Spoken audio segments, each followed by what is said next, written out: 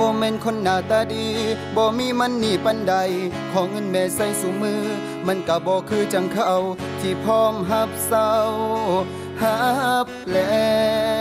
งไปกินกัน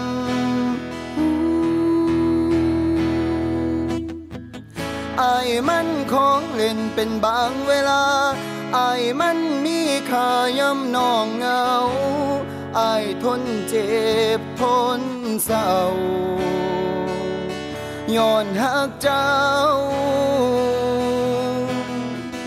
อายมันของเล่นเป็นบางเวลา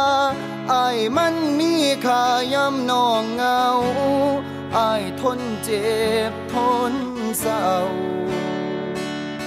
ย้อนหักเจ้าคนดี